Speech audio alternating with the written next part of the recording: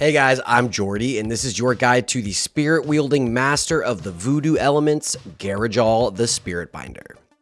Enough! Off to the spirit world with ya! Now, Gara'Jal isn't too difficult of a fight, but it does require some proper planning ahead of time to get it right. As far as raid composition, this is your normal 2-tank, 5-healer fight. You could flex healers up and down if you'd like. The enrage timer isn't too relevant here outside of maybe week 1, so if you're struggling to keep people up for whatever reason, you can consider it.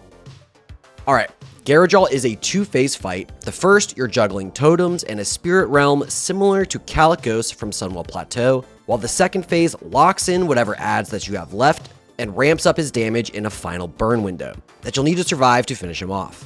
This is also one of those fights with an extra action button mechanic, so make sure that you've got that handy somewhere.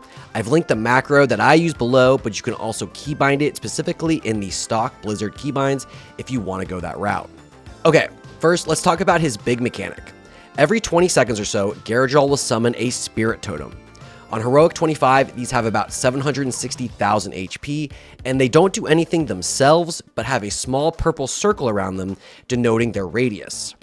If the totem dies, up to 5 people within the circle will be transported to the Spirit Realm, where various shadowy minions will have spawned and shadow bolt both the players in the Spirit Realm and players in the normal realm.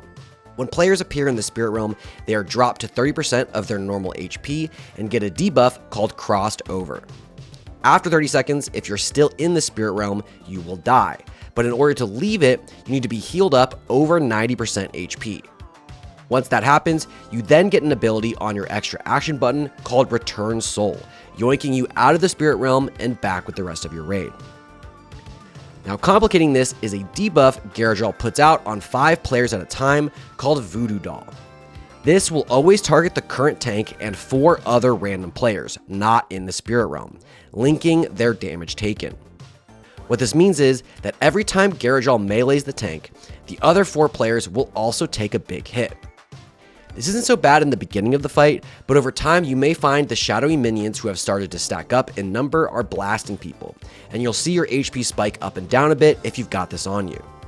Consider some defensives here as the tank, because it lowers the amount of damage the other 4 players will take from Gara'Jal's melee. What this debuff also does is prevents anyone with it from being able to take the totem to the Spirit Realm. So if you've planned, say, 5 people to go down, and 1 or 2 of them have this debuff, you'll need to call backups to take their place. More on that in the walkthrough.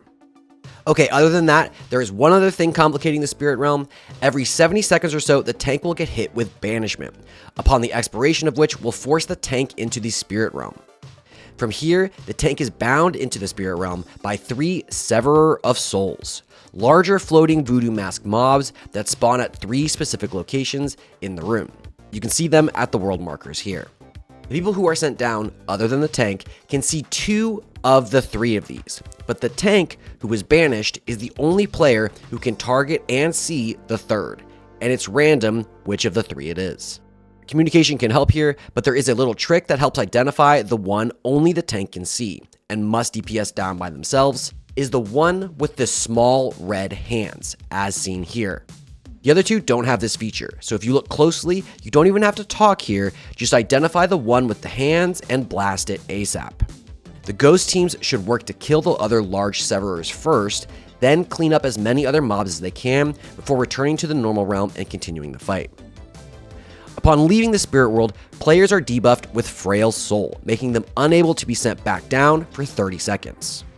Additionally, the Spirit World infuses players with a buff that increases their haste, crit, mastery, and damage for 40 seconds upon leaving. However, we're not sure if this is a DPS increase over just staying on the boss full time instead of dealing with the ads. So some people smarter than me will have an opinion on this, I'm sure. Just know that if you do go down, you'll come back up, pumping extra big numbers on Gara'Jal. Healers also get a big mana boost. It's nice, but not necessary.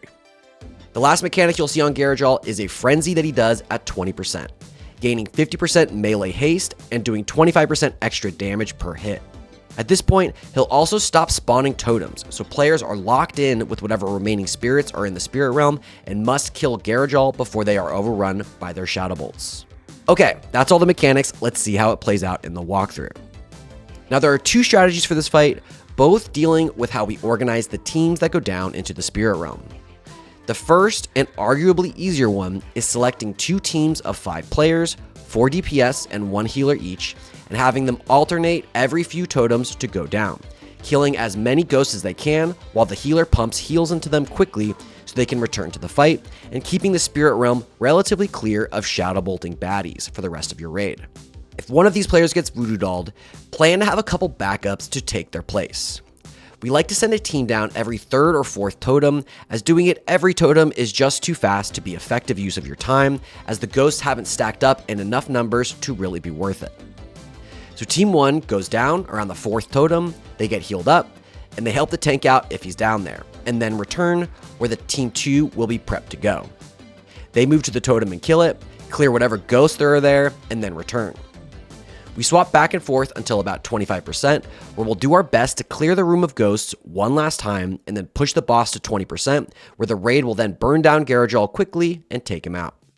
Alternatively, and this will simplify things, but also requires a bit higher output from your DPS and healers, will be to send a single team down once or twice and do their best to kill as many of the mobs as they can. Now they won't be able to clear everything, and absolutely won't be able to help the tank from killing the 3 Severer of Souls that they need to, but it will simplify things immensely. The tanks are, however, going to be sacrificed here, so we'll need to have battle reses to get them back up, because 2 tanks are required here to swap who's tanking while the other deals with the banishment in the Spirit Realm.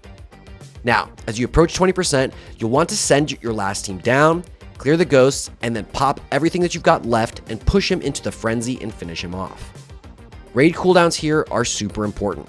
Roll them one after another, and tank cooldowns and externals on the tank will go far to keep the people afflicted with Voodoo Doll alive, as they're taking big damage from Gara'Jal's melee hits to the tank, so plan ahead.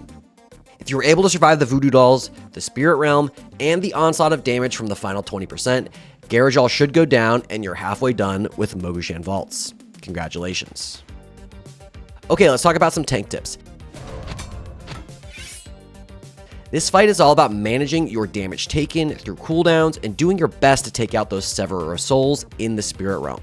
Make sure you've world marked the spots where they spawn, as seen here, and do your best to focus the red glowing hands one first, then move to the other 2. While you're down there, you can also help out with killing shadowy minions, but your priority needs to be saving your own skin. And when your current tank has Voodoo Doll, Gara'Jal will fixate on him and ignore any other threat. However, he's still tauntable while the taunt debuff on him is up. So your off tank, when they can, should try to taunt him briefly to get vengeance up and increase their DPS. It's a small thing, but it does help. And sub 20%, if you're actively tanking, roll big cooldowns on yourself and call for externals. Things like Pain Sup, Vigilance, Life Cocoon, Demo Shout, and the rest will go far in mitigating the incoming damage on you, and thus the damage split to the other people who's got Voodoo Doll on them as well. And for the healers, the first 30% or so of the fight is pretty light on healing, so you should be helping out with damage for a while as best you can to speed the fight up. The faster he dies, the less shadowy minions spawn, the less dangerous phase 2 is sub 20%, and the rest, so flex those DPS muscles and pump. And for those of you assigned to the Spirit Realm, I'd recommend a Resto Shaman or a Disc Priest with the Binding Heal glyph. You can help DPS down there while also healing some, so they're good options. And for the DPS, this is mostly a full Zug rotation simulator boss with very little movement outside of not standing in the totem's range. So enjoy, those that like that. For the Spirit Realm people, you want to kill as many as quickly as you can, and remember, you need to be over 90% HP to press your extra action button to get out of the Spirit Realm before 30 seconds elapses, or you will die. So help your healers out if it's looking a little spicy and pop a health stone or a self heal and give them a hand. And if you get Voodoo Dolled, consider a defensive if things look spooky. When there's a lot of shadowy minions and they all choose to hit the tank or the other Voodoo Doll people for whatever reason, you can easily get one shot with some bad RNG coupled with Gara'Jal's melee hits. Alright, well that's it for Gara'Jal. This is probably the easiest fight in all of Mists of Pandaria, but it's still no slouch, so good luck with him. If you enjoyed this video, do me a huge favor and like and subscribe. It means a lot to me and I super appreciate it. Alright, well that's it for me. Thank you so much, and I will see you in the next one.